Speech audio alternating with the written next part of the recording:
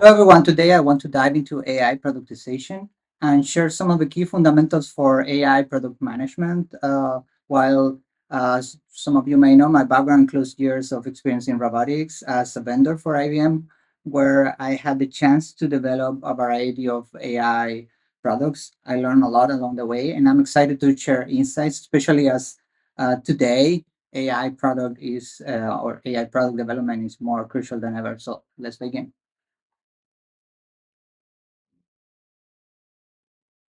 Now, when we think about AI products, many people immediately picture AI conversational agents. A critical element in developing a successful roadmap is actually understanding the capabilities and stages of these agents.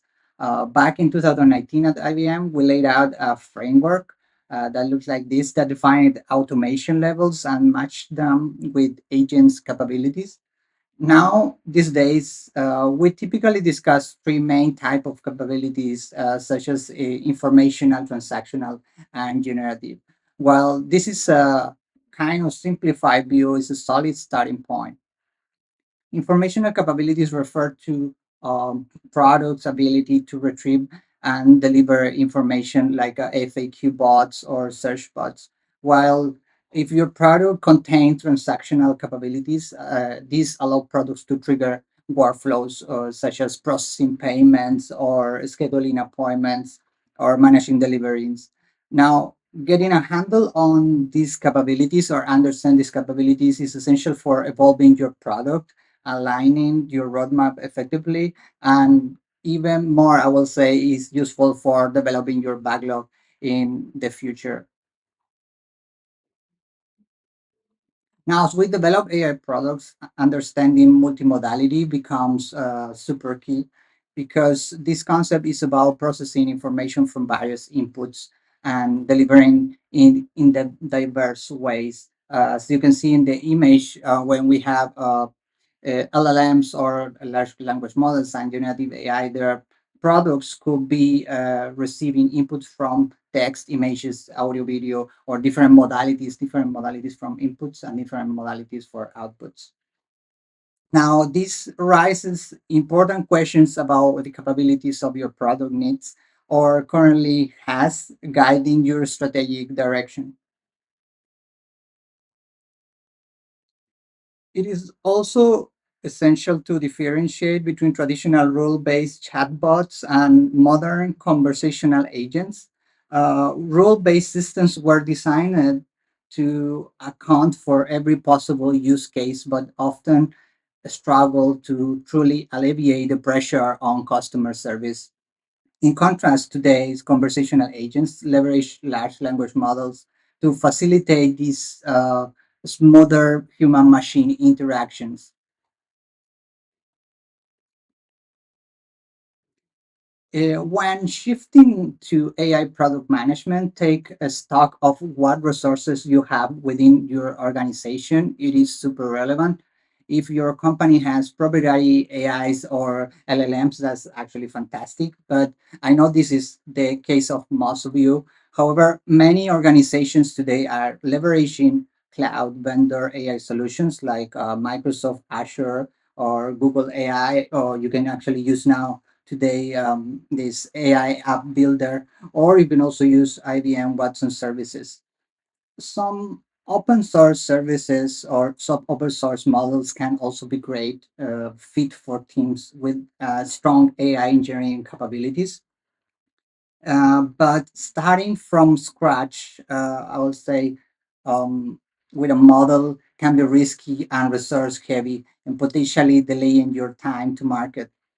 Now, by using existing AI platforms and vendors, your product teams can focus on delivering real value without the overhead of building dedicated AI resources.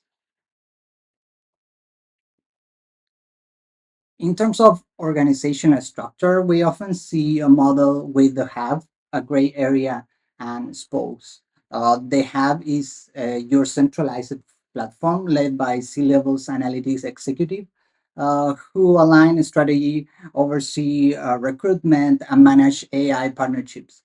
While the Gray area involves shared responsibilities, often overlapping with IT departments on project direction and delivery.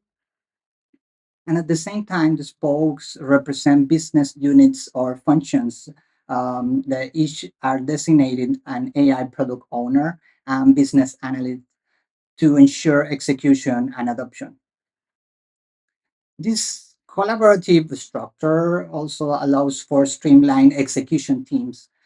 These are teams that are integrating roles from the hub, spokes, and also the gray area, and utilize these Scrum methodologies to drive project success in terms of AI.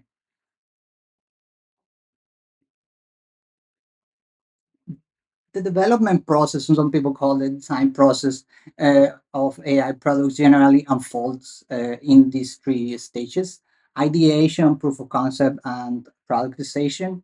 In the ideation phase, the AI product team conducts intelligence analysis. This means evaluating your business and the user journey to identify where in your user flows or service it involves some form of intelligence. Here, I'll say the goal is to enrich the user experience by integrating AI effectively. And next, we have a productization phase. Here is it's wise to start, I'll say, small and low risk.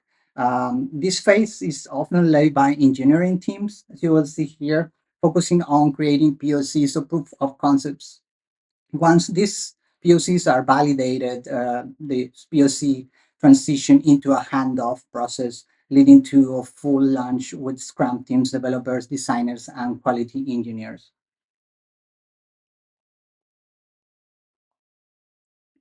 When approaching to AI product management, consider various strategic perspectives, I would say, including system engineering, data conditions, and human machine interactions. It's important to build robust, responsible systems while staying aligned with your product's value proposition. Trust, for example, in human machine interaction is crucial. Frameworks like the confidence and the consequence model from the MIT Lincoln Lab can help us to inform decisions about task delegation in AI. This model prioritizes tasks based on confidence levels and associated risk, guiding our roadmap and also guiding a product development strategy. Now, with all technology, risks are part of the landscape, and AI, of course, is not the exception. In the early stages of development, you might encounter issues like data biases and legal concerns around data acquisition. Um, and also, it's probable to find gaps in infrastructure, which you have to be very aware about the scope of the infrastructure you may have in your organization. Here is essential to assess your organizational structure as we discussed later. Now, when building an AI product, one common technical risk is the use of problematic algorithms that can lead to frustrating interactions for users during testing, but also during the building phase. Um, Here, between testing and displays, you can also face vendor risk, such as training AI with user data, for example, that could compromise the integrity of your outputs. And if your LLMs are poorly managed or harmful responses might be generated, or biased responses might be generated, which can damage user trust.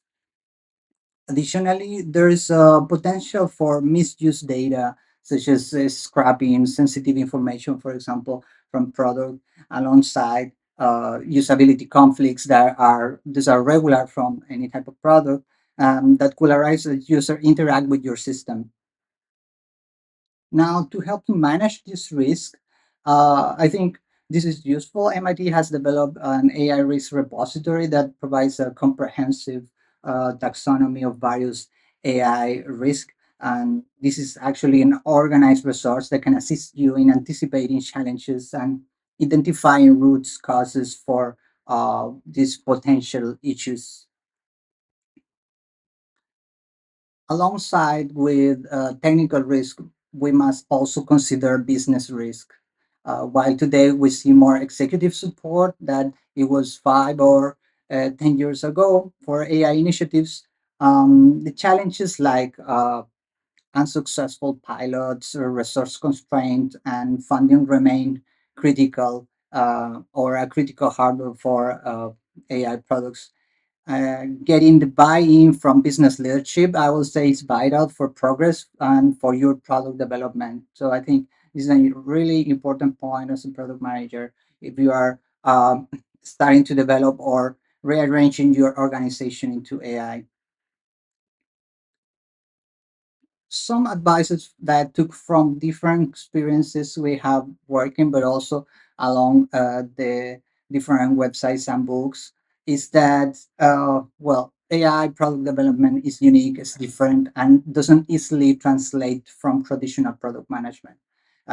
Here are some of the takeaways that I think are important. For example, focus on meaningful problems, and this is super crucial because not every solution requires a smart intervention or some sort of intelligence. So make sure that the problems you are trying to look at it can be solved with a smart solution, and avoid to use AI just for the sake of it, or the sake of it is as a good, is a good approach. At the same time, I would say many product managers try to rush into training models, and this generates high resources and cost. This, if you really need to elaborate an MVP for market approval, I would recommend to mock it up first and test it first in terms of mock, and then start to elaborate if you have to train a model. Something crucial, not just in this type of product, but I would say AI is a little bit more uncertain. So engage leadership in your decision making process and clarify what progress looks like, because not always in AI product means more launch. In some other type of products, the more you launch, the more it seems to be progress in terms of product management. But in AI, at this stage, I don't think that's a direct relationship, a direct answer. Now, if you are a product manager entering into AI, I think you have to prepare for uncertainty, and also normally pivoting is because this is often necessary in AI product development. You generally need to pivot and move to another points or directions of the project, and where the project is actually leading you, where the alignment with your leadership is actually leading you. And at the same time, learn to work with data, I think, is crucial because it is an integral part of the product in AI product development. And I think that's all that I have to say for today in terms of AI product fundamentals. I'll probably develop another video with more details, and I hope this was useful for you. Thanks for staying tuned, and see you next time.